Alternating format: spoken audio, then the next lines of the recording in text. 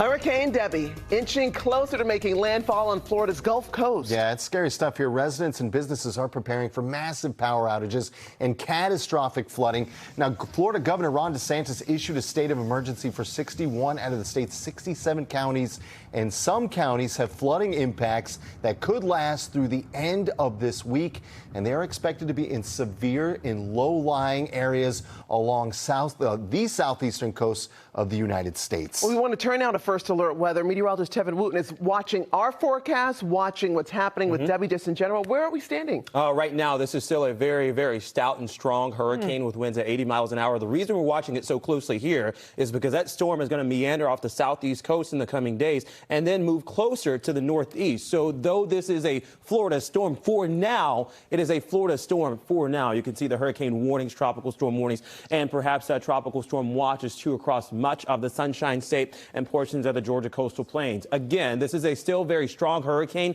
with 80-mile-an-hour winds, gusts near 100 miles an hour, and it will really start to slow down after it makes landfall and weaken, yes, a bit. Still a tropical storm tomorrow morning, tomorrow night, and then we get to Thursday, its winds jump back up to about 60 miles an hour, and still at this time on Thursday, it's across the southeastern U.S. Eventually, we will see that move towards the north and east, but before it does, this is a category slow hurricane, perhaps rainfall amounts between 8 to 12 plus inches of rainfall. Here at home, as we've got several waves of rainfall this week, and some of that will be tropical in nature, we're likely to see 2 to 3 inches of rain in the coming days across portions of the metro, perhaps 3 to 4 inches of rainfall across the southeast coast. Right now, it's just reduced visibility because of the foggy skies that we've got. No rainfall, though we did have it yesterday.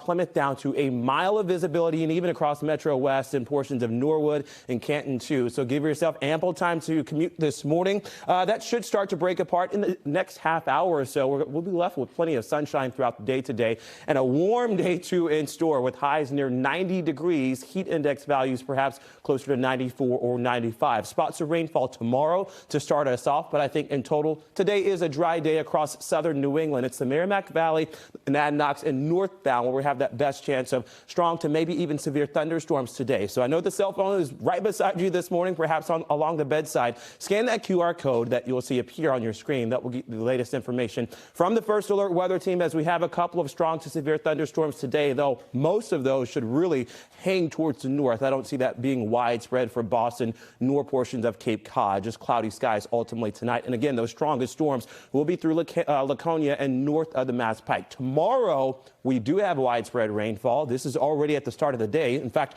24 hours from now, we'll likely have downpours across the city and portions of Metro West and through the South Shore. That is not our final go at the rainfall this week. In fact, Tuesday's a wet day. Wednesday, even wetter. Now, Thursday, that's when we get a brief break. We reset the atmosphere, temperatures down to 75, so at least we cool down. It's Friday, Saturday, and Sunday where we'll look to some of those tropical downpours from the remnant energy of Debby on the way to the northeast.